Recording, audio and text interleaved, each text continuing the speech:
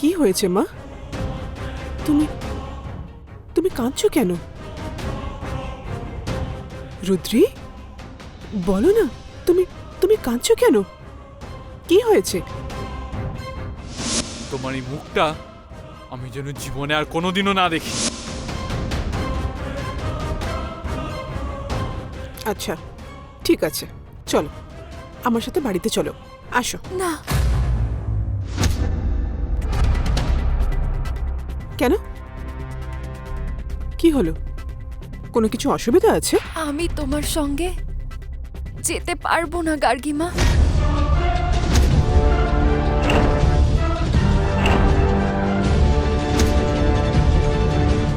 কেন যেতে পারবে না কেন? এখন ওটাও তো তোমার নিজের বাড়ি না? তাহলে যাবে না কেন? কে বারণ করেছে?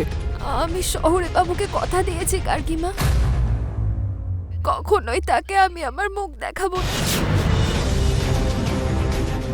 আর সারা জীবনের জন্য তার জীবন থেকে চলে যাব। আর বিয়ের মণ্ডপে অগ্নিকে সাক্ষী রেখেছে তোমরা বললে 7 জন্ম একসাথে থাকবে, সেটার কি হবে? সে কথা ভেবেছ? বচন এক প্রতিজ্ঞার মতো, কিন্তু মানা না মানা কোনো জোর নেই। তাছাড়া ঠিক সময়েতে ঠিক সিদ্ধান্ত নেওয়াই একজন বুদ্ধিমতীর লক্ষণ, বুঝলে?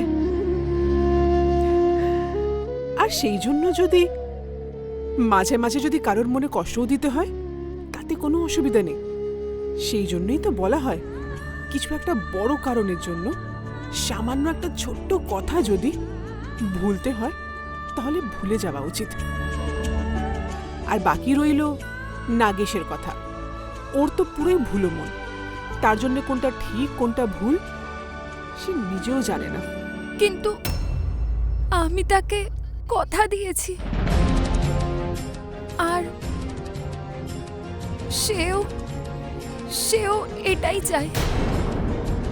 সে তো রাগ করে তোমাকে বলেছিল, তার মনের মধ্যে কোনো রাগ নেই। আমার কথা শোনো, দেখো, তুমি যত তাকে স্নেহ দেবে, ভালোবাসা দেবে, ও পুরো মোমের মতন গলে যাবে। তুমি নাগেশের কথা একদম চিন্তা করো না, বুঝলে? চলো। কিন্তু গার্গিমা,